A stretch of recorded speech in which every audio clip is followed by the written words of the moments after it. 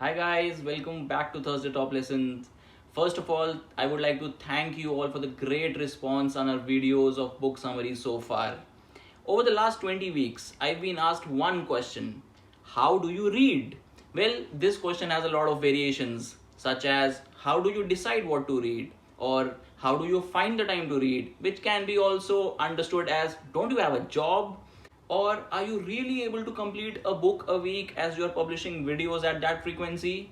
And finally, I also read books, but I am unable to retain my learning. So, how do you do it?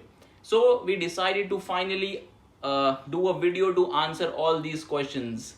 Here's my take on how to read. So, first question, how do you decide what to read? Before I answer that question, I'll let you know what book changed my life and perspective on reading. I was a non reader until my MBA got over. I guess even during my MBA, I had just read about two books. Then I stumbled upon Rich Dad Poor Dad by Robert Kiyosaki. Now, see, no book can ever tell you exactly what to do, but there are certain books that unlock your mindset. This book did exact same thing for me. Now I was hooked on to understanding personal finance and improving my financial education. The next few reads were on the same topic and it gradually evolved. So it is important to figure out your interests. What truly interests you? There is a plethora of good content available on each topic. So let's just say if you are interested in football, try the David Beckham biography, Sir Alex Ferguson, or Zlatan Ibrahimovic biography. You just need to figure out what interests you. Is it fiction, psychology, business, economics, finance, or biographies? Another point to note here is you may choose to read physical books or soft copies on a Kindle or simple PDFs. I don't have a preference as such. I read on pretty much anything. I have a Kindle app on my phone, I have an iPad on which I read normal PDFs, and I also like reading the hard copy books. So 70% of pretty much what I read is hard copies. Now, once you've found what interests you, another important aspect is to stay interested. You know, as they say, once a fluke, twice is luck, and third time it's a habit. So only if you are interested and committed will you be able to keep up the pace with it and reap the true compounding effects. I would really like to thank here Mr. D. Shivakumar, the ex-CEO of PepsiCo, to inspire me on discipline of a habit. You know, being a CEO, along with book summaries, he used to publish his weekly learnings to all the employees.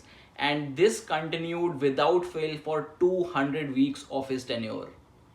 With this, we come to the second question. How do you find the time? Well, the honest answer is we all have the time. Earlier, for me, it was the metro ride on my office commute. Now, with work from home, it has also enabled flexibility in reading, in between meetings, while taking a break, before sleeping. So, suit yourself. Simply put, if you're enjoying what you're doing, you will find the time for it. So now the next logical question is how do you enjoy reading in order to be consistent? Well, here's the catch. If you're just reading, you'll eventually bore yourself out of it, never ever to return to reading. Just like what we did to the school books. The whole trick is reaping the benefits and let them compound. Compounding is perhaps the biggest benefit of time.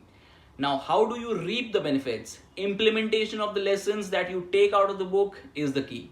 So, being naive and a dumb kid perhaps is a real advantage here. I always thought that if someone who's actually achieved something in life and is suggesting some tips from their life, these tips perhaps could work for me too. So I started noting down the important lessons just like we did in school. There's no revision without writing them down, right? Now, implementing these lessons may not have made me a millionaire overnight, but they have really worked in some charming ways. For example, post reading The Intelligent Investor and One Up of Wall Street, I noted the basics of stock investing and made certain checks on a simple Excel sheet to select my investing portfolio.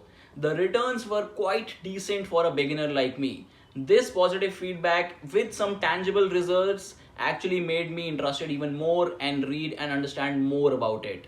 In Rich Dad Poor Dad, Robert Kiyosaki was talking about how he made a fortune by, managing and flipping real estate units without a single penny of his own invested. I thought, why not try something similar that might work in India?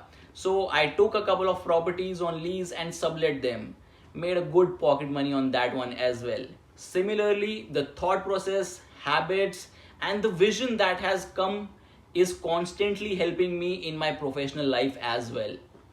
Now, the last question that we'll answer is, do you really read a book a week? The honest answer is no. I have been able to publish a book summary each week only because I've been consistently publishing summaries on our website since the past 2 to 3 years. You can check out the titles there on our website, thevagabondvibes.com. But mostly I'm able to finish a book every 2 weeks while noting the important lessons on my phone. The fastest I finished a book is 5 days, which was a simply unput downable book called The Red Notice by Bill Browder. Do check out its video in the description below if you are interested in topics that link capitalism, communism, and Vladimir Putin. Go for it. So yeah, that's pretty much it. Please do share your tricks and techniques for reading and how do you consume information in today's time in the comment box below. So if you're interested in topics like financial education, economics, psychology, autobiographies, do check out our website for the titles there, and if you like something, read for yourself.